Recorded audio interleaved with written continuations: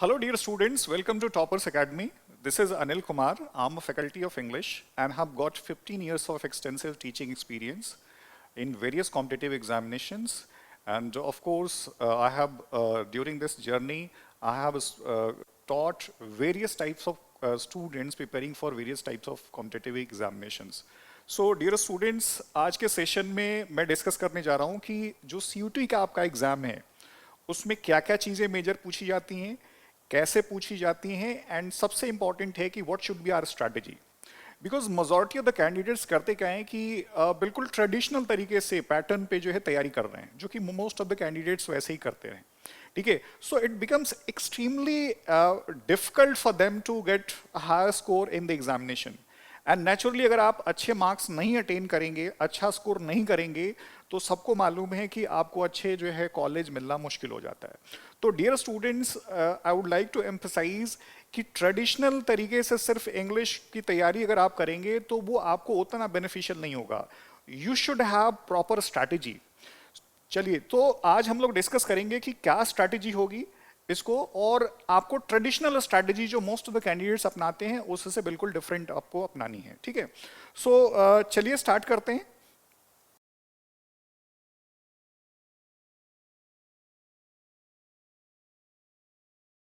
Major क्या क्या चीजें पूछी जाती हैं, क्योंकि मेजॉरिटी ऑफ द स्टूडेंट्स क्या करते हैं कि बस वो उनको लगता है ना कि इंग्लिश बस पूछी जाती है एग्जाम में और बस फटाफट तैयारी करना शुरू कर देते हैं। बट देखिए, ये एकेडमिक एग्जाम नहीं है। You must differentiate academic exams और कॉम्पिटिटिव एग्जाम का बिल्कुल नेचर डिफरेंट होता है। एकेडमिक एग्जाम में आप लोगों ने जैसे कि अब तक दिया होगा अप टू 12 तक कि आपको स्कोर करना होता है कि एक सर्टेन परसेंटेज के बाद जो है आप क्वालिफाई करें, लेकिन कॉम्पिटिटिव एग्जाम में ईदर यू सक्सीड और नॉट, ये डिफरेंस होता है दोनों के बीच में। तो सबसे पहले ये जानना जरूरी है कि मेजर आपके एग्जाम्स में क्या क्या चीजें पूछी जाती हैं, जैसे मैंने बताया शुरू में। ठीक है, और कैसे पूछी जाती हैं और what should be our strategy. So English, right. देखिए, इंग्लिश को हम लोग 3 मेजर पार्ट्स में डिवाइड करेंगे। जो आपका CUT का एग्जाम है, इंग्लिश का सेक्शन है, उसके हिसाब से पहली बात तो ये है कि जिसको हम लोग बोलते हैं आपकी ग्रामर, राइट। जो फर्स्ट इंपॉर्टेंट डियर स्टूडेंट्स जो सेक्शन है वो है ग्रामर का। अब देखिए, एक चीज ध्यान रखिए, अब जैसे आप सोचते हैं ग्रामर हमें पढ़ना है, तो ग्रामर 2 तरीके का होता है। हालांकि होता एक तरीके का ही है, लेकिन the way we are taught, तो उसमें क्या होता है, हम लोग सोचते हैं कि ग्रामर जो है बिल्कुल हर जगह वही जो हम लोगों ने पढ़ा है वही एप्लीकेबल होगा, बट ऐसा होता नहीं है। 2 तरीके का होता है। पहला तो एक एकेडमिक जो है ग्रामर जिसको हम लोग बोलते हैं, या जिसको हम लोग बोलते हैं थ्योरेटिकल, इसको थ्योरेटिकल ग्रामर भी बोल सकते हैं, राइट। और क्या है, इसको बुकिश ग्रामर भी बोल सकते हैं। ठीक है, इसको आप जो भी नाम देते हैं इसको हम लोग बोलते हैं, जो अप टू जनरली 10th या 12th तक हम लोगों को पढ़ाया जाता है। ठीक है, अब जैसे एकेडमिक ग्रामर क्या है कि हम लोग पढ़ते हैं कि नाउन की डेफिनेशन हमने रट लिया, ये प्रोनाउन की डेफिनेशन रट लिया, प्रोनाउन के कितने पार्ट्स होते हैं, फिर उसकी डेफिनेशन, फिर उसके एग्जांपल्स, उसके सब पार्ट्स, ये सब जो है ना, ये चीजें आपको एक चीज ध्यान रखिए कि ये एकेडमिक एग्जाम्स में आती हैं। कॉम्पिटिटिव में जो है ना, ये बिल्कुल ही यूजलेस है।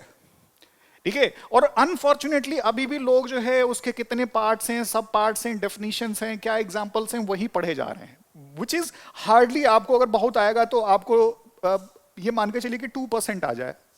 1-2 क्वेश्चन कभी कभार आ जाए तो आ जाए, नहीं तो बिल्कुल नहीं आता है। So unnecessarily I don't know why people are teaching और स्टिल पीपल आर स्टडिंग। ठीक है, तो वो चीजें आपको यहां पे हम लोग नहीं डिस्कस करेंगे। We are going to discuss only competitive grammar.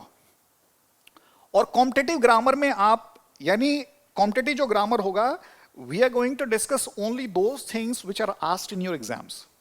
Unnecessary things we are not going to discuss. ठीक है, तो ये डिफरेंशिएट करना जो है आपको बहुत इंपॉर्टेंट है। नहीं तो बिल्कुल आप जो चीजें एग्जाम्स में पूछी जा रही हैं वो आप ना पढ़ करके कुछ जो पढ़ाया जा रहा है उसको पढ़े जा रहे हैं, जिसका कोई यूज नहीं है। ठीक है, 1-2% अगर आपको आ भी जाए तो उसका कोई फायदा नहीं है। ठीक है, सो कॉम्पिटिटिव ग्रामर में जैसे क्या है, अब देखिए, कॉम्पिटिटिव ग्रामर की जो ग्रामर होती है वो आपके एकेडमिक ग्रामर से बिल्कुल डिफरेंट होती है।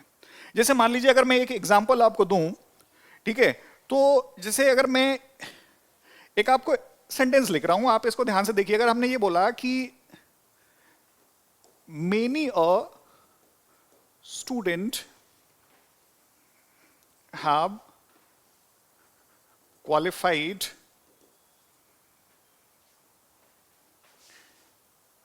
the exam this year। ठीक है, अब देखिए ये सेंटेंस है आपका, ये क्वेश्चन है, ठीक है। अब इसको किसी भी फॉर्म में आपको दिया जा सकता है, ठीक है। अब इसको देखिए, many a student have qualified the exam this year. अब मान लीजिए अगर इसको हम फाइंडिंग एरर में हम बना दें, फाइंडिंग एरर में आपको तरीका भी बताऊंगा कि एक सेंटेंस को कई पार्ट्स में डिवाइड कर दिया जाए, या सेंटेंस इंप्रूवमेंट कर सकता है। सेंटेंस इंप्रूवमेंट में किसी पोर्शन को आपको अंडरलाइन कर देगा, तो वो मैं बताऊंगा अभी। आप अभी क्वेश्चन को समझिए, ठीक है। इसको बी कर दिया, इसको आपको सी कर दिया, और डी मींस कर दिया नो एरर, और कहेगा कि find out in which section the error lies, and if there is no error select the last option that is no error, right. So select the last option that is D, D means which represents no error. तो आपको ढूंढना है कि किस section में error है। अब देखिए डियर स्टूडेंट्स, आपने देखा कि many a student have qualified the exam this year, ठीक है। अब ये सेंटेंस है। अब मेजॉरिटी ऑफ द कैंडिडेट क्या सोचेंगे कि मेनी, अब द मोमेंट हम लोगों को एकेडमिक एग्जाम में मेनी का यूज पढ़ाया गया, ठीक है, तो हम लोग क्या सोचेंगे कि मेनी अ स्टूडेंट, तो फिर हम सोचेंगे पहली बात तो ये अ कहां से आ गया है, ठीक है। दूसरी बार हम या तो फिर सोचेंगे चलो अ को छोड़ दिया, स्टूडेंट को हमने देखा तो सोचा कि भाई यार स्टूडेंट नहीं होना चाहिए, स्टूडेंट्स होना चाहिए। तो देखिए हमारा थॉट प्रोसेस कैसे जाएगा, ये एग्जामिनर को बहुत अच्छे तरीके से मालूम होता है, because examiners know what you know and what you don't know. आप ये मत सोचिए कि एग्जामिनर को मालूम नहीं है कि आपको क्या आता है और क्या नहीं आता, बिल्कुल आता है, ठीक है। मतलब 100% तो उनको भी नहीं मालूम है, लेकिन 98% they can guess your thought process, ठीक है। तो उनको मालूम है कि मेनी ऑ का यूज नहीं पढ़ाया गया। अब आपने बहुत से कैंडिडेट सोचेंगे कि मेनी, मेनी का ऑ कैसे आ गया, तो यहां गलत काट देंगे, या फिर सोचेंगे यहां पे स्टूडेंट्स होना चाहिए। लेकिन एक चीज ध्यान रखिए, ठीक है, मेनी ऑ भी जो है ना, ये एक एक्सप्रेशन होता है, और ये बेसिकली क्या होता है, ये सिंगुलर होता है, जिसको हम लोग बोलते हैं हिंदी में प्रत्येक, हर एक, ठीक है। यहां प्रत्येक की बात हो रहा है, एवरीवन की बात हो रहा है, तो यहां many a happens to be singular, तो नेचुरली उसके लिए जो भी नाउन लगेगा दैट शुड बी सिंगुलर। अब देखिए क्या होता है कि 98% टू 99% जो कैंडिडेट्स हैं वो क्या करते हैं, वो ए में गलती मार देंगे कि ए में गलती होगा, ठीक है। अब वो उन कैंडिडेट्स की गलती नहीं है, because the way we are taught in academic exams, तो ये मेनी का यूज सबको मालूम है। तो अब उसमें गलती यही करते हैं कि वो इसी को देखेंगे और उसके आधार पे वो मार देंगे, और 98-99% जो कैंडिडेट है वो यही ए मारेंगे।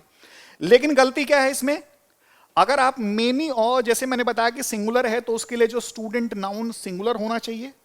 अब नेचुरली उसके लिए जो वर्ब होनी चाहिए, अब यहां पे हैव लगाया हुआ है, have happens to be a plural verb, तो यहां पे क्या है, जब आपके लिए जो एक्सप्रेशन है वो सिंगुलर है, उसके लिए नाउन भी सिंगुलर होना चाहिए, तो वर्ब भी क्या होना चाहिए, that should also be singular. तो यहां पे हैव की जगह पे क्या होगा, हैज होगा। Getting the point. तो इस तरीके से आपको एग्जामिनर जो है ना क्वेश्चन देता है, आप इसको बिल्कुल एकेडमिक की तरह से तैयार करेंगे, तो जैसे कि सब लोग तैयार कर रहे हैं ऐसे आप भी करेंगे, और आप उसी तरीके से जो है ना ट्रैप में फंस जाएंगे। ऐसे डियर स्टूडेंट्स बहुत से क्वेश्चंस हैं जो एकेडमिक और कॉम्पिटिटिव एग्जाम में majority of the candidates tend to commit mistakes, and hence they suffer in terms of marks, and obviously it gets reflected in the examination, in the result of the examination, right? So वो गलती आपको नहीं करनी है। now तो dear